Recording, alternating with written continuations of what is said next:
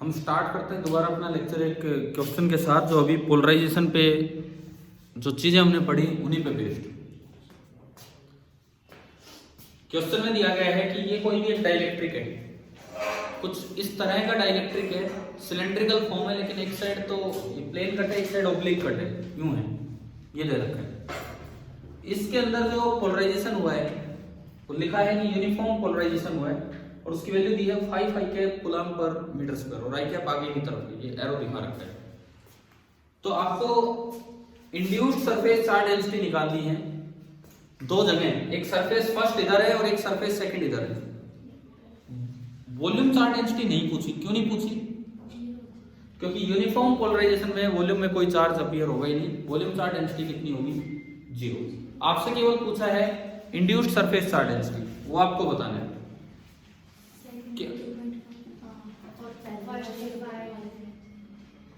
देखते हैं, डायरेक्ट हमें अपने फॉर्मूले लगाने हैं, अपना रिलेशन लगाना है जो भी था। तो हमने पढ़ा था कि जो सरफेस पे जो चार्ज डेंसिटी अपीयर होती है सिग्मा पी, उसका फॉर्मूला पढ़ा था क्या? P vector dot n cap. ये हमने फॉर्मूला पढ़ा, पी डॉट एन कैप। तो मैं सरफेस फर्स्ट पे लगाऊंगा, सरफेस फर्स्ट पे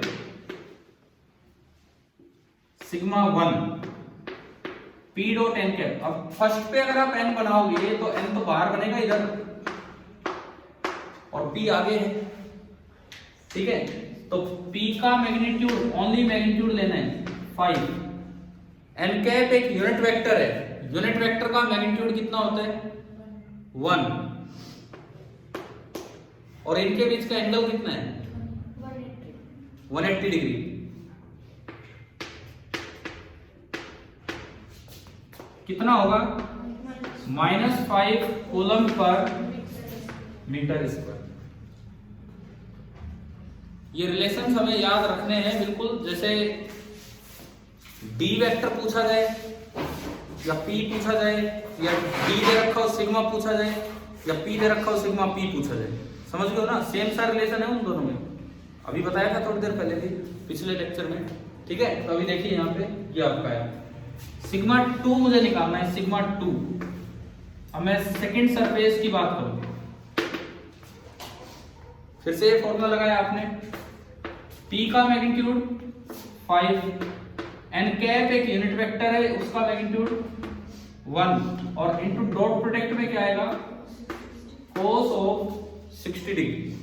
cos 60 डिग्री कितना होता है? 1/2। cos 60 डिग्री इज 1/2, यानी कि जो सिग्मा 2 होगा that is equal to 5/2 coulomb per metre square. अब एक बात और समझाओ आप, मैंने बाहर से तो चार्ज दिया नहीं है ना, बाहर से तो चार्ज दिया ही नहीं, जो चार्ज है वो इंड्यूस ही हुआ है केवल। तो इंड्यूस जब होता है न्यूट्रल चीज पे तो नेट चार्ज बाद में भी कितना होना चाहिए? कोई न्यूट्रल चीज है, मैं बाहर से चार्ज प्रोवाइड नहीं कर रहा, उस पर कुछ चार्ज इंड्यूस हुआ इधर उधर होके, तो नेट चार्ज बाद में भी कितना होना चाहिए? 0 ही होना चाहिए। तो फिर ऐसा कैसे हो गया? इधर तो अलग डेंसिटी, उधर अलग, इधर तो डेंसिटी नेगेटिव में तो -5 होगी और उधर पॉजिटिव में केवल कितनी? 5/2। तो इससे तो यूं लगता है कि कुछ ना कुछ नेट चार्ज आ गया इस पे, जबकि नेट चार्ज तो आना ही नहीं चाहिए क्योंकि पहले न्यूट्रल है तो बाद में भी। क्या कर्ड सरफेस पे चार्ज आ गया बच्चा? वो कर्ड पे तो आएगा नहीं, क्योंकि कर्ड का जो एन कैप है, कर्ड का जो एन कैप है वो किधर है? परपेंडिकुलर, इसके पी के परपेंडिकुलर है, तो पी डॉट एन कैप उसमें तो 0।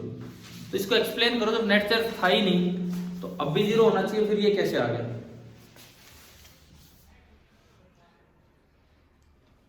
सवाल भी समझ आया है कि नहीं? नहीं, सवाल ही समझ में नहीं आया आदित्य। मुझे बताओ, ये न्यूट्रल था, मैं बाहर से फील्ड अप्लाई करके इस पे चार्ज इंड्यूस करूं तो इसी के चार्ज तो इधर उधर होंगे। तो न्यूट्रल था तो बाद में भी नेट चार्ज कितना होना चाहिए? 0 होना चाहिए ना। ये बात समझ आ गई?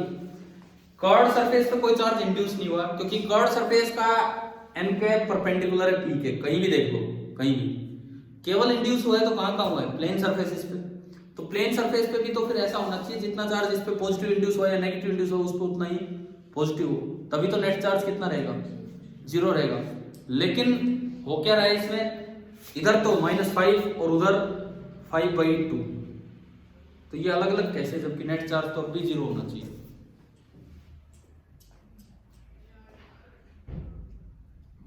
हाँ भाई, कोई भी बच्चा एक्सप्लेन करे इस चीज को, अगर ये क्वेश्चन समझ आ गया है तो।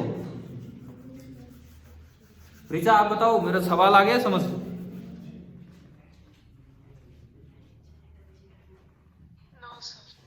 नहीं, आंसर आया नहीं है, क्वेश्चन क्या है पहले वो सुनिए।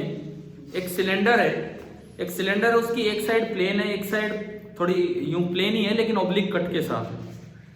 हमने एक पोलराइजेशन करवाया, इसमें पोलराइजेशन करवाने के लिए आप बाहर से चार्ज नहीं देते, आप केवल क्या करते हैं, एक्सटर्नल फील्ड लगाते हैं, जिससे इसी के चार्ज रीडिस्ट्रीब्यूट होंगे, ताकि इस पे कुछ ना कुछ चार्ज इधर और उधर अपीयर हो जाए। इस तरह का काम होता है। अब सवाल तो इतना था कि पी वेक्टर आपको दिया है 5 कूलम पर मीटर स्क्वायर, और आपको ये बताना था कि इन दो सरफेसेस पे क्या क्या डेंसिटी अपीयर होगी।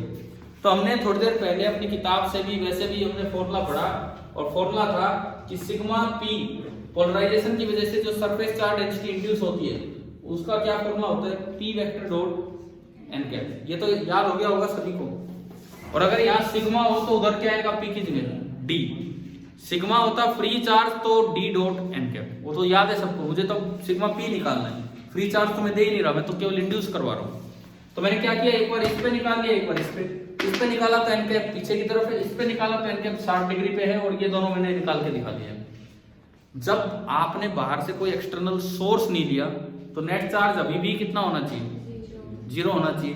कर्व्ड सरफेस पे कोई डेंसिटी आई नहीं, तो फिर इधर 5 और इधर 5/2 कैसे? हाँ, थोड़ा पता और बताओ, लगभग सी ज्यादा।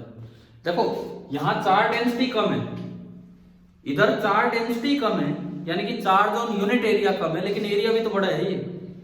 अरे एक तो इतना सा एरिया हो और एक ही इतना बड़ा, ये स्लैंटेड एरिया ज्यादा नहीं हो जाएगा? तो अगर यूनिट एरिया पे चार्ज कम भी है तो भी इतने बड़े एरिया पे चार्ज मिलके उतना ही पॉजिटिव बन जाएगा जितना कि इस छोटे से एरिया पे क्या है, नेगेटिव चार्ज। हम ये नहीं कह रहे कि सिग्मा 1 सिग्मा 2 बराबर है, लेकिन हम ये कह रहे हैं कि चार्ज दोनों साइड क्या है, इक्वल। एक साइड पॉजिटिव एक साइड नेगेटिव, लेकिन चार्ज दोनों सरफेसेस पे क्या होंगे, बिल्कुल इक्वल ही होंगे। क्लियर है? अगर आपसे पूछा जाए कि इस सरफेस पे कितना चार्ज इंड्यूस हुआ है, तो आप इस पे निकाल लो। इस पे सिग्मा दिख रहा है सीधा -5, इसका एरिया दिख रहा है पाई आर स्क्वायर, जो भी होगा सिग्मा इंटू एरिया करेंगे तो इस पे चार्ज आ जाएगा। भाई आपको ये रेडियस दिया होगा, ये रेडियस दिया होगा, तो आप इसका एरिया निकाल देंगे पाई आर स्क्वायर, सिग्मा से मल्टीप्लाई करेंगे, इस पे चार्ज आ गया। आपको वो वाला एरिया तो दिया नहीं है, आपको तो ओनली ये एरिया दिया है। तो आप पहले क्या करो, इस पे चार्ज निकालो। इस पे जो चार्ज जितना नेगेटिव होगा उतना ही पॉजिटिव चार्ज उस पे होगा। और अगर आप उस पॉजिटिव चार्ज को उस एरिया से डिवाइड कर दो, वो टेढ़े एरिया से, तो जो चार्ज डेंसिटी आएगी वो कितनी निकल के आएगी, ये ही निकल के आएगी, क्योंकि वो एरिया बड़ा है इसलिए वो डेंसिटी आधी होगी, वो एरिया डबल है इससे। बताओ भाई, क्या ये वो पोलराइजेशन जो हमने पिछले लेक्चर में लिया उसी को कंटिन्यू कर रहा था मैं थोड़ा सा एक क्वेश्चन के थ्रू। क्या ये सवाल समझ आ गया है ना सभी को? ठीक है। अब कैपेसिटेंस पे जाने से पहले आपका जो बाउंड्री वैल्यू प्रॉब्लम है उसमें एनसीईआरटी का कौन सा क्वेश्चन नंबर है, 16। एक्सरसाइज में चले, पोटेंशियल के बाद मुझे कैपेसिटेंस पे ही जाना होगा, लेकिन अभी आप पहले एक बार एक्सरसाइज में चलिए। NCERT page number 88, page number 88 exercise का क्वेश्चन नंबर 16। 15 भी आप कर लेंगे, मैं करवा चुका हूं पहले, देख लेना, अच्छा सा सवाल है केवीटी के ऊपर। ठीक है, अभी हम आते हैं क्वेश्चन नंबर 16 पे।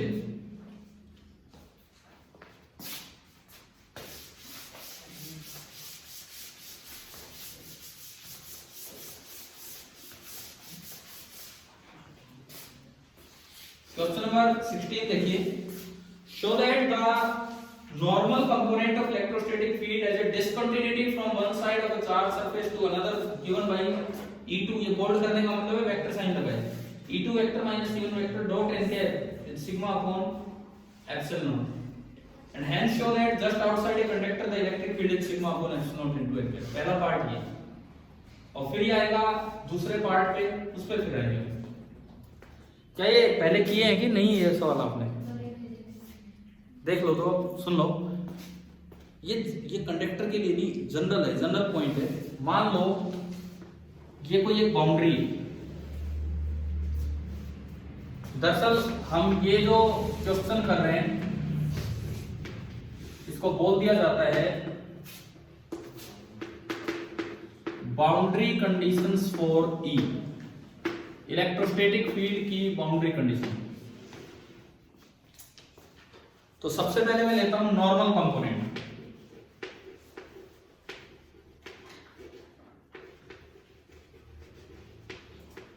सबसे पहले मैं ई का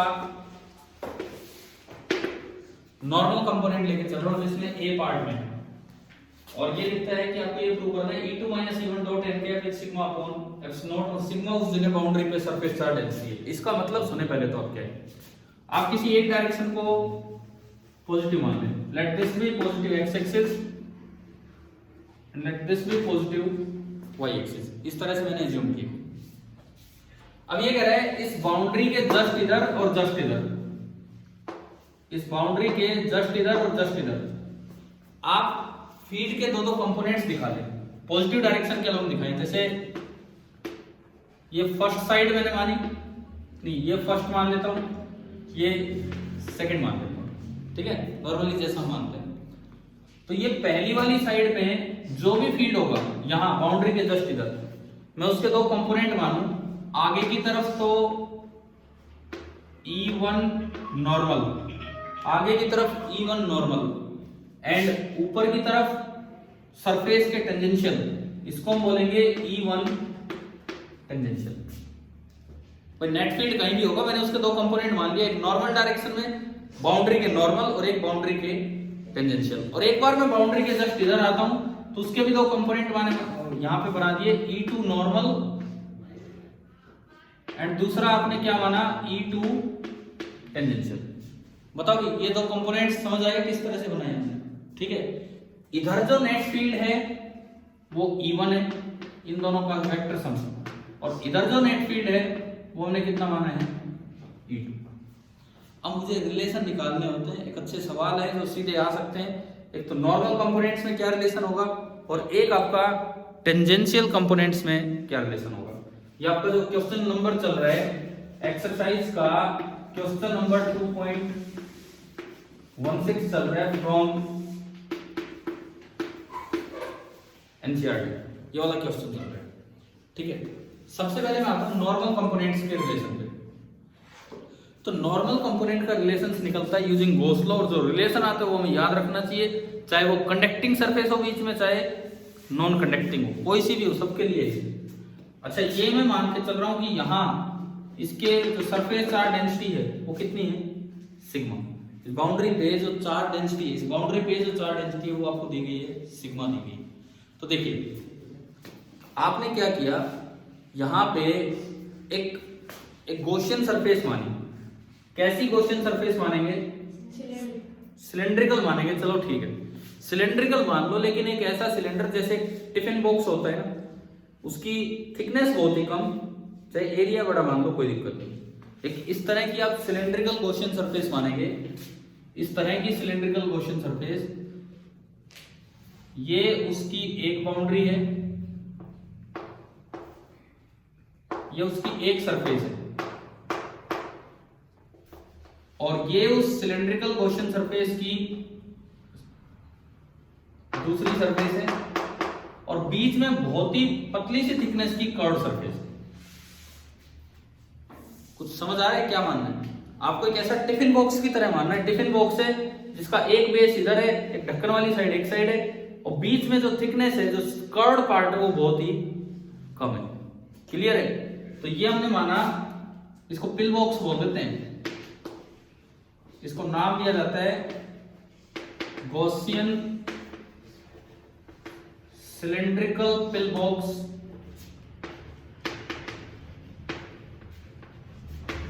ऑफ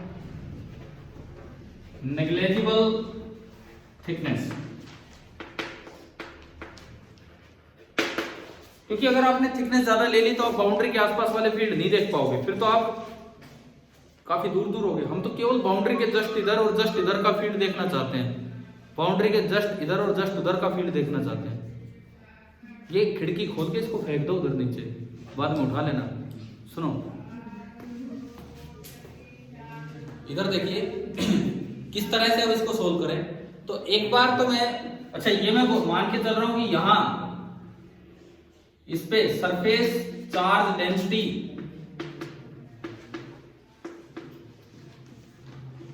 सरफेस चार्ज डेंसिटी जो है यहां पे वो आपने मानी कितनी है, sigma. Surface charge density sigma. अपनी गॉसियन सरफेस को आप ढंग से लिख के आए कि क्या है, अगर ये सवाल आता है तो। गॉसियन सिलेंड्रिकल पिल बॉक्स है और थिकनेस उसकी क्या है, नेग्लिजिबल। थिकनेस कौन से पार्ट की थिकनेस, डायग्राम में दिखा रखा है, जो कर्व्ड पार्ट है उसकी थिकनेस नेग्लिजिबल। समझ गए ना ये चीज। अब मैं अगर इसमें फ्लक्स निकालूं तो एक बार मैंने फ्लक्स निकाला by definition. Flux by definition क्या होता है, surface integral of E, surface integral of E ये होता है। आप इसको ब्रेक कर दीजिए दो पार्ट्स में, एक फ्लैट पार्ट और एक कर्व पार्ट, दो पार्ट्स में आप ब्रेक कर दीजिए। क्लियर है। तो ये आपका आया,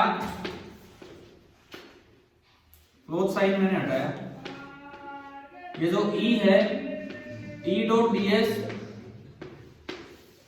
on curve part plus E dot ds on flat part.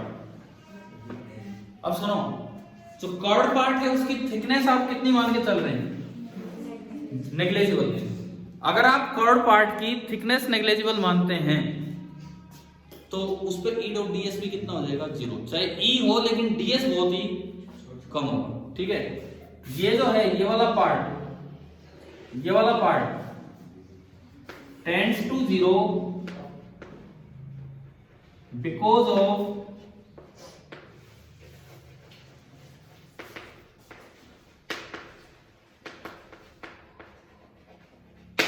Negligible thickness. Negligible thickness की वजह से ये वाला पार्ट टेंड्स टू 0 हो गया। इट मींस जो फ्लक्स बचा वो ओनली क्या बचा, ई डॉट ds कौन से पोर्शन पे, फ्लैट पोर्शन पे। फ्लैट दो है, एक उधर है और एक इधर है। ठीक है। अब जो हमें इसमें प्रूव करना है वो प्रूव करना है E2 vector minus E1 vector dot n cap. अब ये E2 और E1 तो नेट फील्ड है, ये जो E2 और E1 है ये नेट फील्ड है। यहाँ पे अभी लेके आएंगे हम उसे कैसे बनाएंगे। देखिए मैं ये बेटा भी क्वेश्चन सिलेंड्रिकल पिल बॉक्स लिख लिया हो तो एक बार ये लिख लो ताकि मैं ये हटा के फिर आगे बढ़ूं, कहीं जगह बनाए काम करें आगे।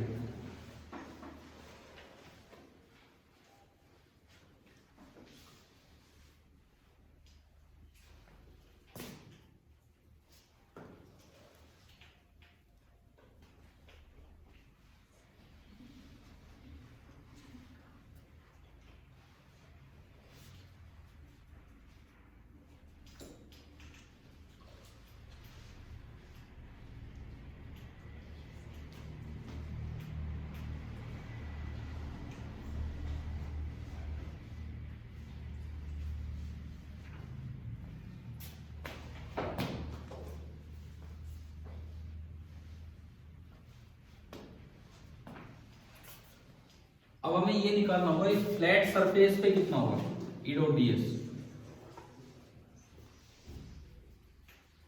अब हमें ये निकालना होगा integral E dot ds flat surface पे कितना होगा। कर्व सरफेस का तो हमने बोल दिया टेंड्स टू 0 क्योंकि आपने उसकी थिकनेस ही बहुत ही कम ली थी, जिसे आप इग्नोर कर सकते हो।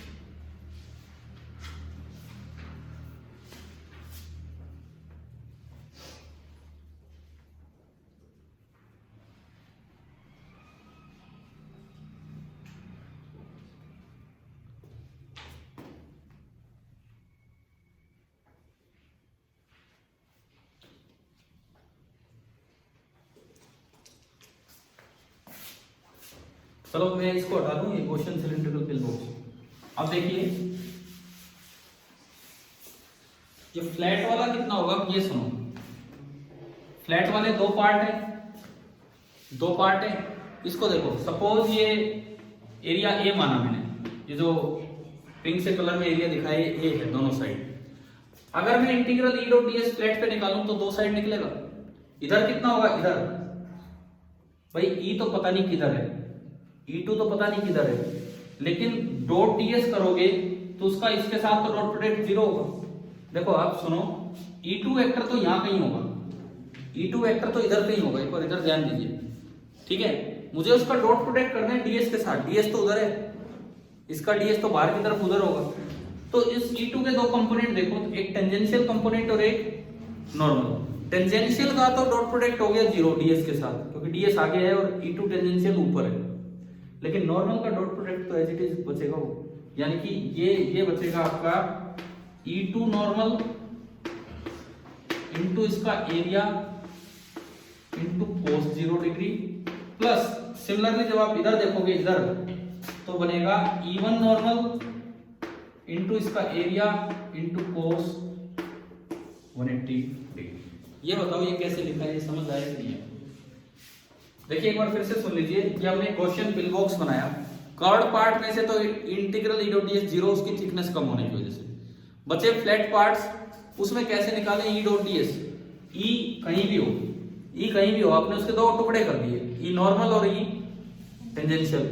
ई टेंजेंशियल की वजह से तो फ्लक्स होगा नहीं, वो तो सरफेस के पैरेलल है, सरफेस के पैरेलल है, यूं कहीं एरिया के परपेंडिकुलर है, तो डॉट प्रोडक्ट कितना हो गया, जीरो। ओनली कौन सा बचा, E2 नॉर्मल, एरिया भी बाहर है, तो E2 नॉर्मल इनटू एरिया मैंने ए माना है उसका इनटू cos 0, और दूसरे वाले में देखोगे तो E1 नॉर्मल इधर, लेकिन एरिया बाहर की तरफ बनाएंगे तो E1 normal into a into cos 180। cos 180 कितना होता है -1, तो ये आपका निकल के आया E2 normal minus E1 normal और into a, E2 normal minus E1 normal into a, समझ आया? और ये वाला पार्ट कितना हो गया था, जीरो। तो फ्लक्स बाय डेफिनेशन ओनली ये हो गया। तो अगर मैं लिखूं फ्लक्स बाय डेफिनेशन तो वो ये आया E2 normal minus E1 normal into a, ये आपका आया फ्लक्स बाय डेफिनेशन। अब फ्लक्स बाय गॉस लॉ, तो उसके लिए आपको क्यू इन निकालना होगा। हाँ देखो ये शीट तो बड़ी है, बाउंड्री तो बड़ी है, लेकिन इस पिल बॉक्स के अंदर कितना एरिया शीट का आया हुआ है, ए।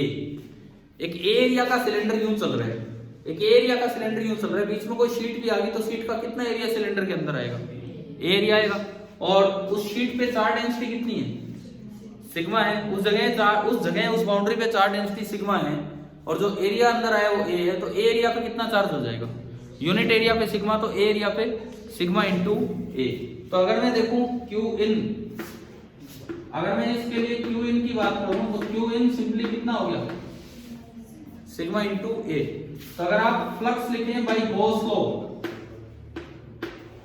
फ्लक्स बाय गॉस लॉ अगर आप लिखते हैं तो फ्लक्स बाय गॉस लॉ हो जाएगा sigma A upon epsilon not. Equation number 2, equation number 2, इनको इक्वेट कीजिए दोनों को।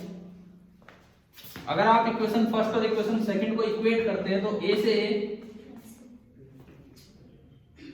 कैंसिल आउट हो गया, ए से ए कैंसिल आउट हुआ, और मेरे पास एक रिलेशन आ गया E2 normal minus E1 normal that is equal to sigma upon epsilon. किसी एक डायरेक्शन को पॉजिटिव लेके लिखना है, किसी एक डायरेक्शन को पॉजिटिव लेके लिखना होगा। E2 normal minus E1 normal is equal to sigma upon epsilon, ठीक है। वेक्टर फॉर्म में कैसे लिखी जाती है, जैसे आपकी बुक में बोल रहे हैं फोल्ड करके, E2 vector minus E1 vector dot n cap is equal to sigma upon n cap. ये वेक्टर फॉर्म में क्या है मैं बता देता हूं किस तरह से इन्होंने लिखी है। ये हो गया, समझ आया कैसे है, ठीक है। वेक्टर फॉर्म में रिलेशन कैसे लिखा है वो देखिए आप।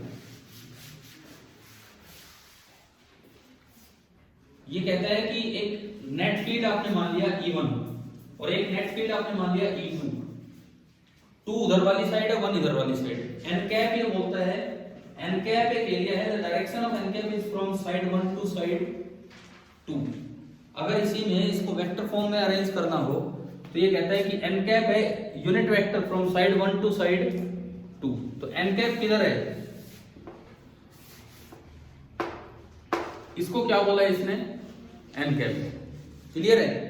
यहां का फील्ड E2 है, यहां का फील्ड कितना है, E1 है। तो इसी को अगर आप वेक्टर फॉर्म में लिखना चाहें तो इन वेक्टर फॉर्म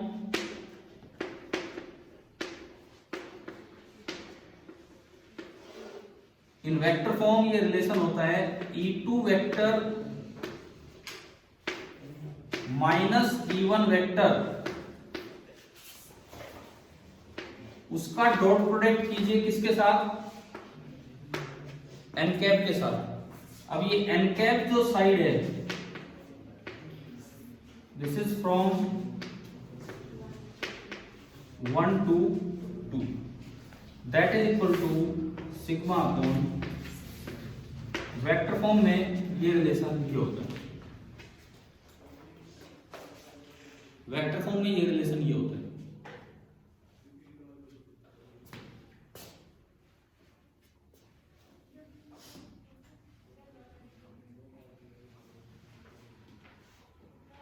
एक बार वेरीफाई करें ये रिलेशन, बाउंड्री कंडीशन फर्स्ट हम वेरीफाई करते हैं, जो हमने पढ़ी है चीजें उनसे हम वेरीफाई करते हैं। कंडक्टर ये तो कहता है इससे रिजल्ट निकालो, मैं कहता हूं हमने निकाला हुआ, तो हम एक बार वेरीफाई करते हैं। भाई ये तो आपका आया मैग्नीट्यूड और ये आया वेक्टर फॉर्म में रिलेशन क्या है, ठीक है। एक बार इसे वेरीफाई करते हैं कंडक्टर के लिए भी या किसी नॉन कंडक्टिंग सरफेस के लिए भी, क्या ये रिजल्ट सही है कि नहीं। देखिए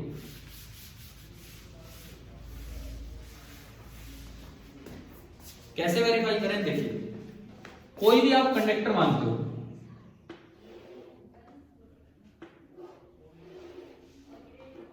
मैं कहता हूं कि ये एक कंडक्टर है,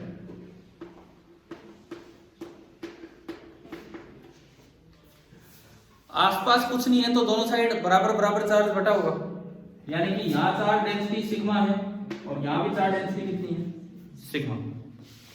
हमने पढ़ा है कि कंडक्टर की बॉडी के जस्ट बाहर फील्ड कितना होता है, सिग्मा बाई एप्सिलॉन, और कैसे होता है, नॉर्मल, पढ़ दिया है तो पीछे।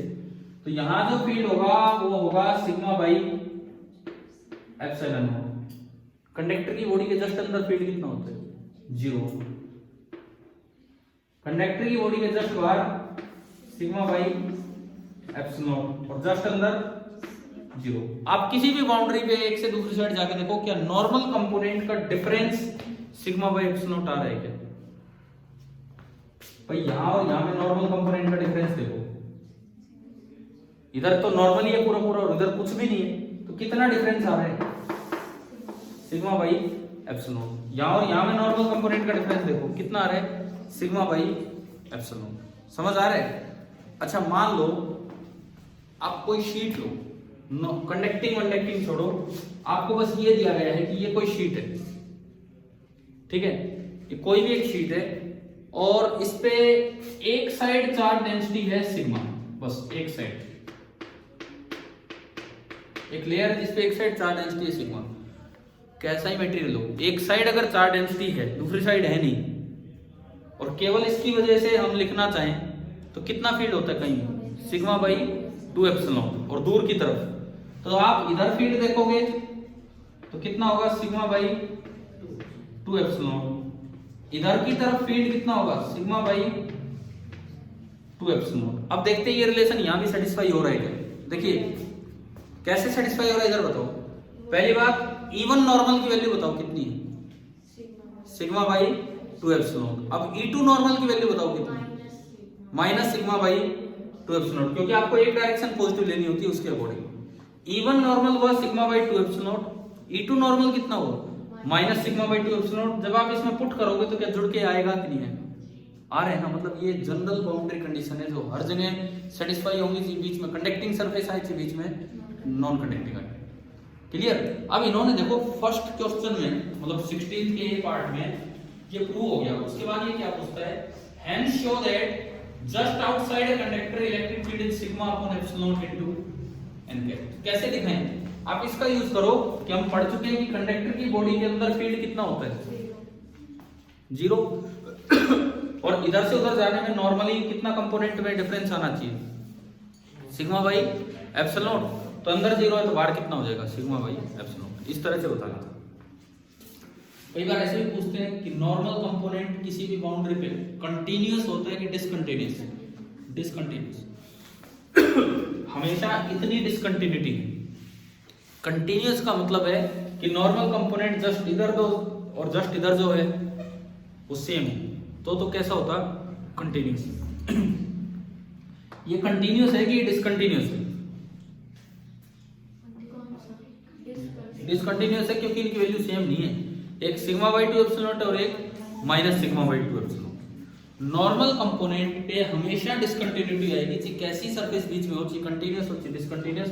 और कितनी डिसकंटिन्यूटी आएगी, सिग्मा बाई एप्सिलॉन नॉट की डिसकंटिन्यूटी आएगी। तो क्या ये पहली बाउंड्री कंडीशन आपको समझ आई है कि नहीं आई? बताओ ये क्लियर हुआ है कि नहीं? फर्स्ट बाउंड्री कंडीशन जो है नॉर्मल कंपोनेंट की डिसकंटिन्यूटी, ठीक है। और इससे दो जगह हमने वेरीफाई भी कर दिया। कोई डाउट है तो इसमें बताइए।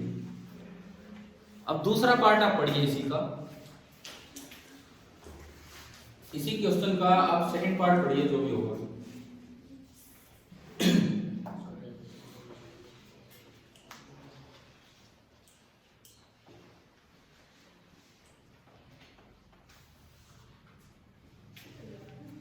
सेकंड पार्ट में क्या कहता है, show that the tangential component of electrostatic field is continuous from one side of charge surface to another. Tangential component continuous होने का क्या मतलब, हमें क्या प्रूव करना है, E1t बराबर E2t। समझ आ गया? टेंजेंशियल कंपोनेंट कंटीन्यूअस मतलब हमें प्रूव करना है E1t बराबर E2t। भाई ये प्रूफ चलो बोर्ड एग्जाम के लिए, लेकिन ये रिजल्ट बड़े इंपॉर्टेंट है, किसी भी एग्जाम में काम आते हैं ये सीधे सीधे। क्लियर है ये चीज? ठीक है। अब इसको कैसे प्रूव करो, इन्होंने हिंट भी दिया है, बी पार्ट के लिए इन्होंने हिंट दिया है क्या, कि for B use the fact that work done the electrostatic field on a closed loop line is 0। तब बी पार्ट को प्रूव करने की तरफ चलते हैं। मैं फर्स्ट रिजल्ट हटाऊं यहां से, किसी को कोई डाउट हो फर्स्ट रिजल्ट में तो पूछ लो अभी। क्या इसके लिए कंडक्टिंग सरफेस होना जरूरी है? ये जनरल रिजल्ट है किसी भी बाउंड्री पे, इधर से उधर किसी भी बाउंड्री पे देखो, ठीक है। वेक्टर फॉर्म में भी ये याद रखना, इस तरह से होता है। चलिए अब दूसरा वाला रिजल्ट देखते हैं हम। नॉर्मल कंपोनेंट के बाद अब हम आ रहे हैं नंबर सेकंड, दूसरे कंपोनेंट पे, जिसको हम नाम दे रहे हैं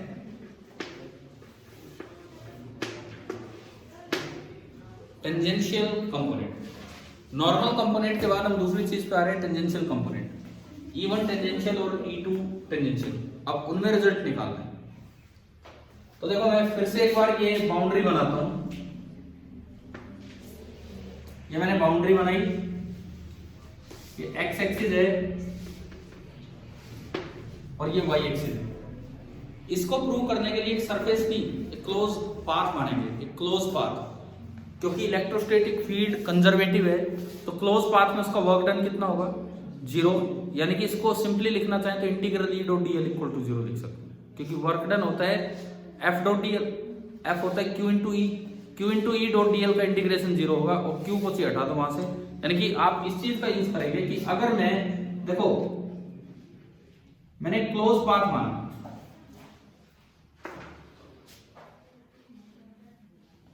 ये क्लोज पाथ माना, यहां मैं लिखता हूं this is a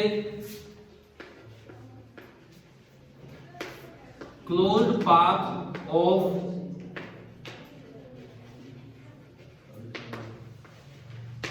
negligible thickness. Again आपने थिकनेस बहुत ही कम ली है ताकि इंटीग्रेशन में इस वाले पार्ट को हम इग्नोर कर पाए। इस पे सर्कुलेशन देनी होगी, इस पे डायरेक्शन देनी होगी। मान लो मैंने ये डायरेक्शन दी,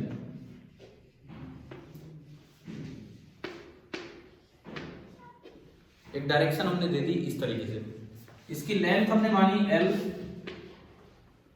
और इसकी जो ब्रेड्थ है वो मान ली B, where B tends to 0। ये हमने माना, लेंथ L है और ब्रेड्थ B है, where B tends to 0। ठीक है।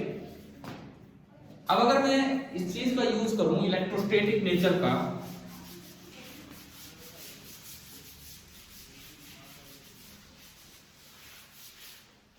देखिए मैं इसके इलेक्ट्रोस्टैटिक नेचर का यूज करता हूं, E is conservative.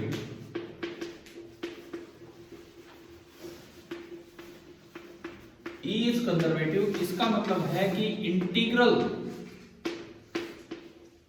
E dot dl close loop पे कितना होगा, 0। ये वर्क डन 0 वाली बात है, Q इंटू ई फोर्स है, डॉट dl उसका इंटीग्रेशन ही वर्क की, तो इंटीग्रल E डॉट dl 0 होगा, ये आपको देखना है, ठीक है। अब ये इस पे कैसे अप्लाई करें, मैं इसको 4 पार्ट्स में देख रहा हूं, देखिए A B C and D। हमने शायद इस साइड को नंबर 1 बोला था और इस साइड को नंबर 2, ठीक है। यहां देखो आप, यहाँ पे फील्ड के आपने 2 कंपोनेंट दिखाए थे, एक E2 नॉर्मल है ना भाई, ऐसा ही दिखाया था, और एक E2 टेंजेंशियल। इस बार डॉट dl है, इस बार डॉट ds नहीं है, ds तो उधर था, dl तो अलोंग द लाइन होता है, dl तो अलोंग द लाइन होता है। तो अब आप देखिए dl यूं है, उसका डॉट नॉर्मल कंपोनेंट के साथ कितना होगा, 0। dl यूं है, पिछली बार ds था, ds का डॉट प्रोडक्ट इस टेंजेंशियल कंपोनेंट के साथ 0 हुआ था, क्योंकि cos 90 आता है डॉट में। इस बार जो dl बनेगा उसकी एरो ये है, dl का एरो ये है, तो उसका डॉट प्रोडक्ट E2m के साथ तो कितना हो जाएगा, 0। ओनली कौन बचेगा, E2 टेंजेंशियल। तो अगर आप इसको देखते हैं A टू B में ये बनेगा E2 टेंजेंशियल इंटू उसकी लेंथ इंटू cos 0 डिग्री। बताओ इस पूरे में समझ आया कि कैसे किया, वो dl का इंटीग्रेशन पूरा L हो, फर्स्ट पार्ट तो बनाइए, प्लस सेकेंड पार्ट में ये 0 बनेगा। ये आपका पार्ट है B से C में, ये आपका पार्ट है A से B में। B से C में 0 क्यों बना, बिकॉज B टेंड्स टू आपने क्या माना हुआ है, 0। वो थिकनेस ही नहीं है, वो dl ही नहीं बचा, तो आप इसको इग्नोर करेंगे, ठीक है। तीसरे पार्ट में C2D में आप आओगे, C2D में, तो C2D में देखिए आप, अगेन आपने 2 फील्ड दिखाए, एक E1 नॉर्मल और एक E1 टेंजेंशियल, एक E1 नॉर्मल और एक E1 टेंजेंशियल, ये बचे। तो आप फिर से लगाएंगे तो देखो dl किधर है, इस बार dl नीचे है, तो जो E1 नॉर्मल है उसके साथ तो डॉट प्रोडक्ट 0, केवल किसके साथ बचेगा, E1 टेंजेंशियल के साथ, और वो बचेगा E1 tangential into L into cos 180 degree. ये आपका पार्ट वाला कौन सा आया, CD, ये आपका CD पार्ट आ गया। और लास्ट पार्ट में अगेन 0, कौन से पार्ट में, DA पार्ट में। उसका कारण है कि आपने माना है B टेंड्स टू 0। ये थिकनेस कम ली है ना पिछली बार पिल बॉक्स की तरह, तो इसलिए 0 हो गया। और इक्वल टू, क्योंकि ये कंजर्वेटिव है तो क्या चलना है, 0 ही चलना है। तो अब देखो बस ये प्रूव ही हो गया यहां से, 2 तो वैसे 0, cos 0 1, cos 180 कितना, -1। तो इन दोनों में से मैं अगर L कॉमन ले लूं तो ये बनेगा E1 tangential minus E2 tangential into L is equal to 0। और L तो 0 है नहीं, लेंथ तो 0 है नहीं, it means E1 tangential is equal to E2 tangential. तो ये कंटिन्यूअस है। अगर ऐसे क्या जाता है ना, E1 tangential is negative B2, तो फिर तो होता है कि डायरेक्शन अपोजिट है, इट मींस है क्या क्या क्या E1 नेगेटिव आएगा, मतलब यहाँ पे वैसे ही रिजल्ट तो सेम आएगा, पर वहाँ पे आपने गलत लिख दिया। अच्छा इसमें कह रहे हो, हाँ ठीक है।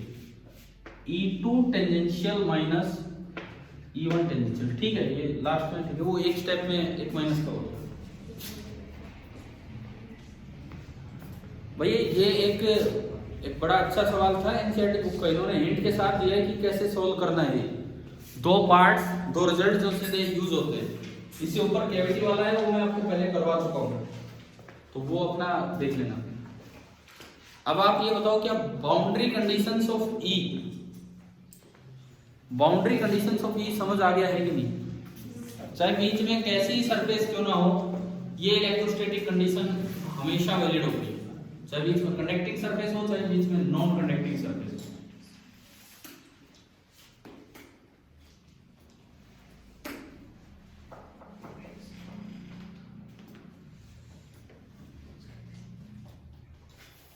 प्रूफ याद रखना, वहां की पेपर पे कैसा ही लिख पाओ, प्रूफ याद रखना कि नॉर्मल कंपोनेंट्स डिसकंटिन्यूअस हैं, गॉस लॉ से प्रूव होते हैं, टेंजेंशियल कंपोनेंट कंटिन्यूअस है, कंजर्वेटिव नेचर से प्रूव होता है। एटलीस्ट इतनी बात तो हम याद रखें और उनको हम वेरीफाई भी कर सकते हैं, कहीं भी अप्लाई करके।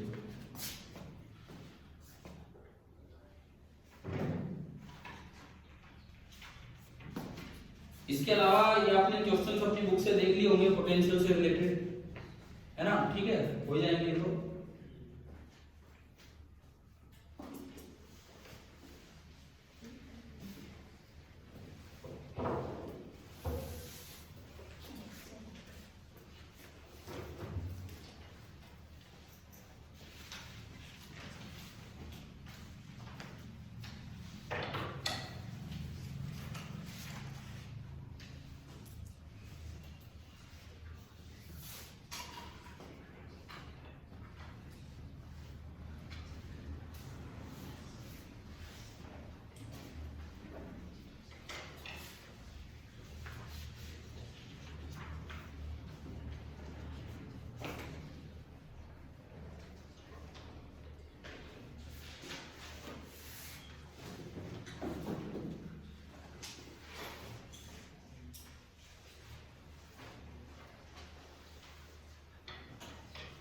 एक क्वेश्चन का आप जवाब दीजिए इसके बाद।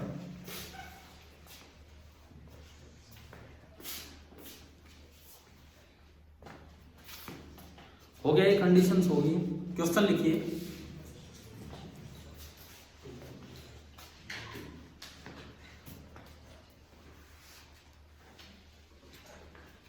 A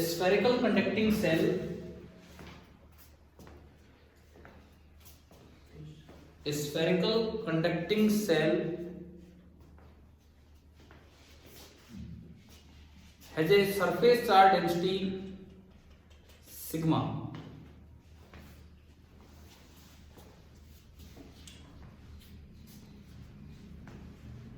Has a surface charge density sigma. Find the force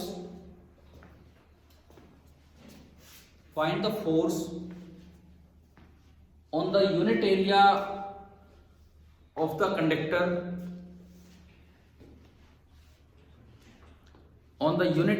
conductor due to rest of the conductor.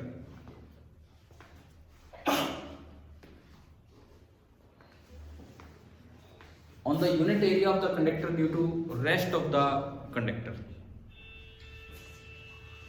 समझ आया क्या सवाल क्या दिया है? एक स्फेरिकल कंडक्टर है, सेल है, उस पे सरफेस चार्ज डेंसिटी कितनी है? सिग्मा है। आपको उसका कोई एक यूनिट एरिया लेना होगा उसकी सरफेस पे, उस पे बचे हुए कंडक्टर की वजह से कितना फोर्स लग रहा है वो आपको बताना है।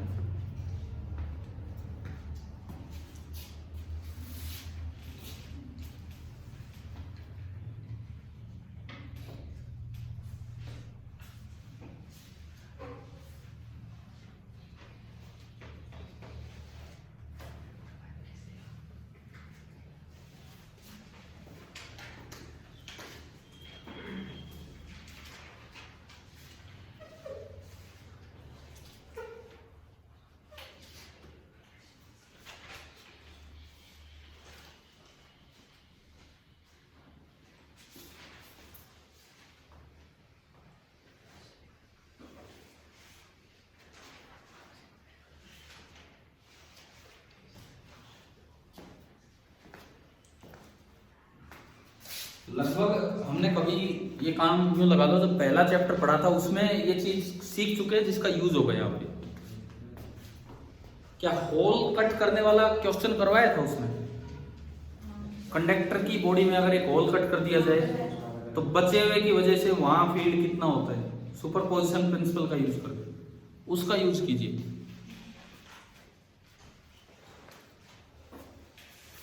उसका यूज करके आप बताइए।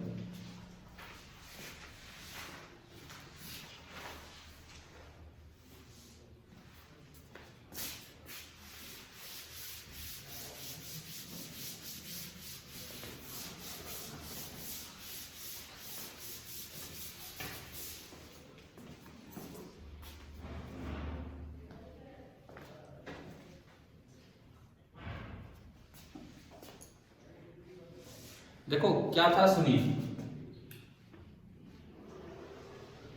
ये कंडक्टर है, सेल है, इस पे सरफेस चार्ज डेंसिटी है sigma.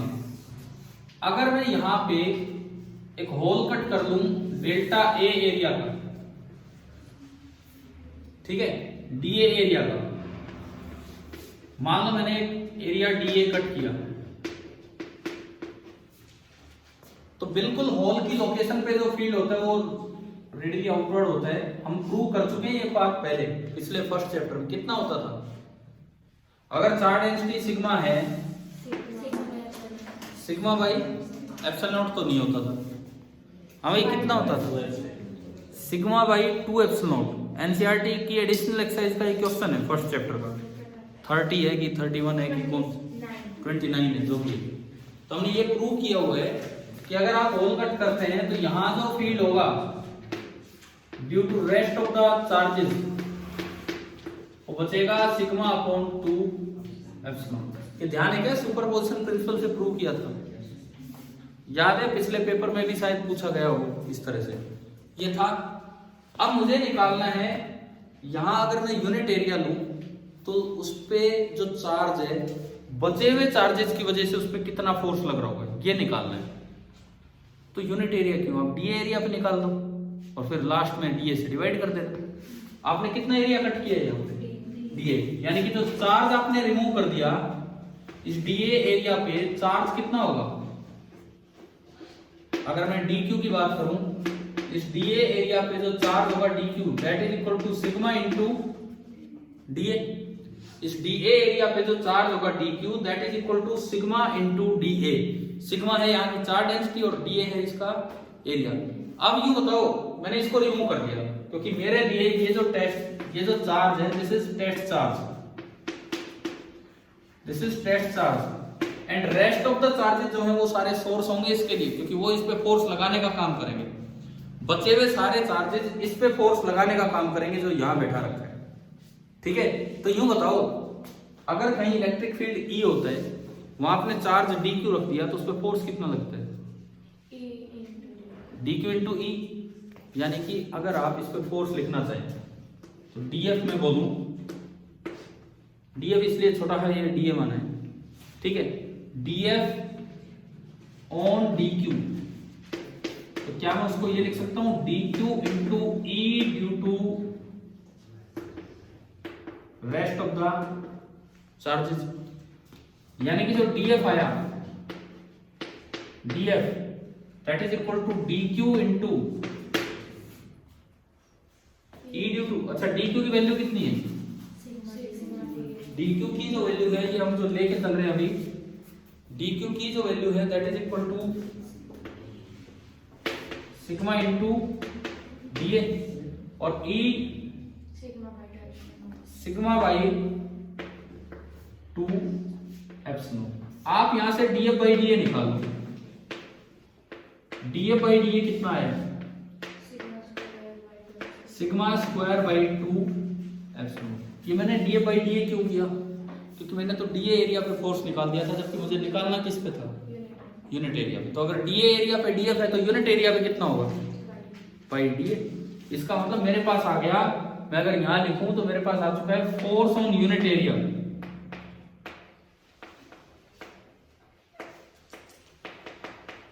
Force on unit area, it is coming out to be sigma square upon 2 epsilon. आप ये बताओ, ये ध्यान है ना आपको? फर्स्ट चैप्टर में प्रूव किया था, है ना? तो उसका यूज ही किया, जस्ट थोड़ा सा आगे गया। तो फोर्स ऑन यूनिट एरिया आ गया सिग्मा स्क्वायर अपॉन 2 एप्सिलॉन। और इसको एक टर्म, इसका नाम होता है इलेक्ट्रिक प्रेशर। चाहो तो आगे ब्रैकेट में इलेक्ट्रिक प्रेशर लिख सकते हो, और ये फॉर्मूले की तरह में याद करना होता है। इसको हम नाम देते हैं electric pressure. As a formula हम इसे याद रखते हैं, यह है इलेक्ट्रिक प्रेशर। ठीक है,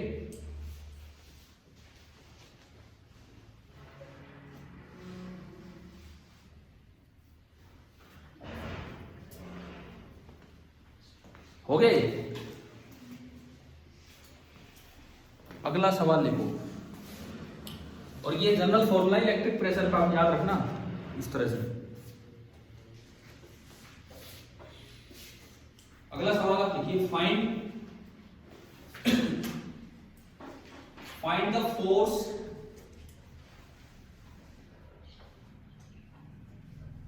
on one hemisphere by the other hemisphere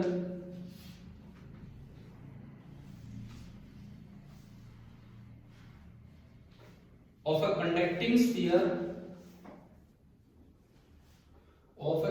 sphere of radius capital R, of radius R and charge density sigma.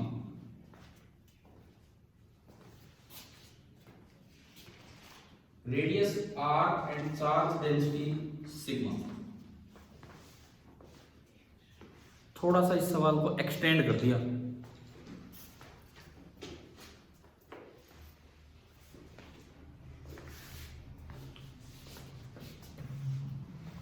हमने ज्यादा कुछ नहीं, बस इस सवाल को थोड़ा एक्सटेंड कर दिया। पिछली बार फोर्स पूछा था यूनिट एरिया पे, इस बार फोर्स किस पे पूछ लिया? पिछली बार यूनिट एरिया पे फोर्स पूछा था, इस बार किस पे फोर्स पूछ लिया? एक हेमिस्फीयर पे। ये सेम सवाल, लेकिन इस बार एक हेमिस्फीयर पे दूसरे हेमिस्फीयर में कितना फोर्स लगाया वो आपको निकालना है।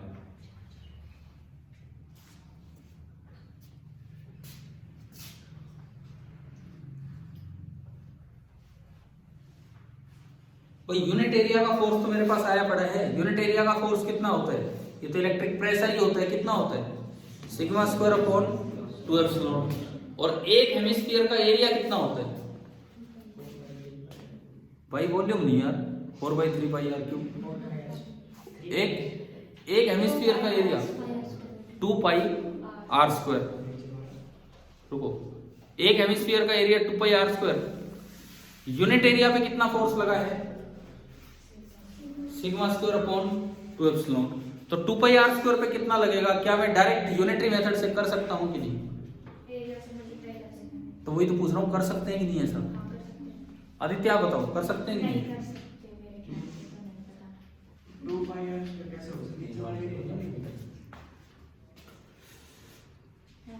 इन्होंने तीनों जवाब दे दिए।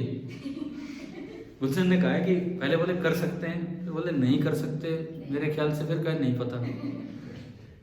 अच्छा देखो सुनो, अगर ये प्लेन एरिया होता ना, प्लेन, अगर ये पूरा प्लेन एरिया होता तो हर फोर्स की डायरेक्शन सेम होती, और फोर्स एक वेक्टर क्वांटिटी है, तो एक पे यूनिट एरिया पे फोर्स इतना, तो पूरे 2πr² एरिया पे फोर्स उतना ही हो जाता। लेकिन ऐसे किसी भी केस में आप देखोगे, अब सुनिए, इसी सवाल को बस थोड़ा सा आगे एक्सटेंड किया था मैंने, और कुछ नहीं, इसी क्वेश्चन को थोड़ा सा आगे एक्सटेंड किया था। सुनिए किस तरह से करना होगा ये। आपने एक हेमिस्फीयर बनाया, देखिए आपने एक हेमिस्फीयर बनाया इस तरह से, ये आपने एक हेमिस्फेरिकल पार्ट बनाया, और आपको इस पे फोर्स निकालना है पूरे हेमिस्फीयर पे। तो आप अगर एक छोटा सा एरिया डीए मानेंगे,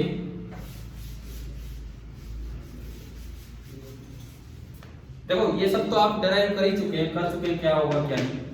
आपने एक एरिया इधर माना, छोटा सा एरिया डीए, तो इस पे जो फोर्स लगेगा इधर लगेगा, इस पे जो फोर्स लगेगा डीएफ इधर लगेगा, और वो डीएफ इधर कितना लगेगा? Sigma square upon 2 epsilon into DA. Similarly जब आप एक एरिया बिल्कुल इधर मानेंगे, तो इस पे भी डीएफ इधर की तरफ लगेगा, और ये जो डीएफ होगा, ये डीएफ कितना होगा? Sigma square upon 2 epsilon into DA. Magnitude में तो उतना ही है, लेकिन डायरेक्शन अलग अलग है। तो तो जब आप इन दोनों का रिजल्टेंट बनाना चाहोगे तो एक एक कंपोनेंट ऊपर होगा और एक एक कंपोनेंट, तो बाहर वाले कंपोनेंट कैंसिल आउट हो जाएंगे। ठीक है, मान लीजिए जैसे मैं अगर किसी एंगल को, मान लो मैं ये एंगल बोलूं थीटा, तो डीएफ कोस थीटा तो कैंसिल आउट हो रहे हैं, ओनली कौन सा बचा, साइन थीटा। देखो जो नेट फोर्स होगा on hemisphere that will not be integral dF, क्योंकि डायरेक्शन अलग अलग है, बट जो नेट फोर्स होगा हेमिस्फीयर पे that will be equal to integral dF into, मेरे डायग्राम के अकॉर्डिंग क्या आएगा, sine theta, integral dF into sine theta. क्या ये समझ आ रहा है? ठीक है, डीएफ कितना है आपका, sigma square upon 2 epsilon DA और इनटू क्या है, sine theta. Sigma square upon 2 epsilon तो कांस्टेंट है, बाहर आ गया, सिग्मा स्क्वायर अपॉन 2 एप्सिलॉन तो कांस्टेंट है, बाहर आ गया, और ओनली अंदर क्या बचा, integral DA sine theta, only अंदर बचा इंटीग्रल डीए साइन थीटा। अब बस इस पे नजर डालनी कि इंटीग्रल डीए साइन थीटा क्या होगा, ये सब तो है हमारे पास, जो है वो है, इंटीग्रल डीए साइन थीटा क्या होगा वो सोचना है मुझे। कैसे, देखो ये एक छोटा सा एरिया आपका बना डीए, इसके दो टुकड़े होंगे, एक तो ये वाला एरिया और एक ये नीचे वाला एरिया, समझ रहे हो, ये वो एरिया है डीए, इसका एक ये परपेंडिकुलर और एक ये बेस, क्लियर है। मैं अगर इस डीए को थोड़ा बाहर बना के दिखाऊं, थोड़ा बाहर, ये डीए ऐसे है, this is our dA area, इसके दो कंपोनेंट होंगे, एक तो परपेंडिकुलर एरिया और एक इसका बेस एरिया। आपको ये सोचना होगा कि DA sine theta base area है या परपेंडिकुलर एरिया। कैसे कैसे सोचे, एंगल से सोचेंगे। देखिए इसके साथ ये वाला एंगल आपने दिखाया है, ये एंगल कितना है, थीटा है, ये एंगल थीटा, तो ये कितना हो गया 90 माइनस थीटा, ये 90 माइनस थीटा, तो ये कितना हो गया थीटा, समझ रहे हो, और ये थीटा तो अंदर वाला ये अल्टरनेट इंटीरियर एंगल, तो ये भी कितना हो गया थीटा ही होगा। ठीक है, अगर नहीं दिखा है इस डायग्राम को थोड़ा सा और बड़ा करके दिखाता हूं मैं।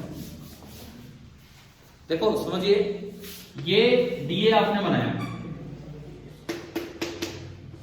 उसका एक कंपोनेंट तो ये होगा, एरिया ट्रायंगल बना ली मैंने, और एक कंपोनेंट ये होगा।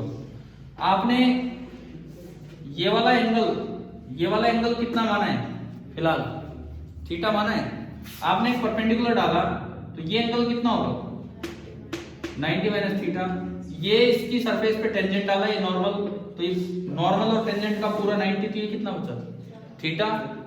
अब ये अगर उधर वाला एंगल थीटा है तो इधर वाला भी थीटा होगा, क्योंकि ये लाइन और ये लाइन पैरेलल लाइंस है और ये ट्रांसवर्सल है, अल्टरनेट इंटीरियर, थीटा हो गया। तो ये डीए है, तो थीटा वाली साइड तो कंपोनेंट क्या होगा डीए कोस थीटा, और ये नीचे वाला कंपोनेंट क्या होगा DA sine theta. DA sign theta क्या है, क्या वो समझ आ गया है? यानी कि इसका जो ये वाला कंपोनेंट है ना, ये वाला, ये आपका है डीए साइन थीटा, तो सबके डीए साइन थीटा ये नीचे वाले कंपोनेंट बनेंगे, सबके डीए साइन थीटा ये नीचे वाले कंपोनेंट बनेंगे। अगर आप इन नीचे वाले कंपोनेंट्स को यहां उठा के रख दोगे तो ये सर्कल बन जाएगा पूरा, और सर्कल का एरिया कितना है, ये आर है, तो सर्कल का एरिया कितना है पाई आर स्क्वायर। यानी कि इसमें, इस सरफेस में अगर मुझे कहीं लिखना होता है इंटीग्रल डीए, तो वो तो होता है हेमिस्फीयर का पूरा एरिया, कितना होता है 2 पाई आर स्क्वायर। अगर मुझे लिखना होता है इंटीग्रल डीए,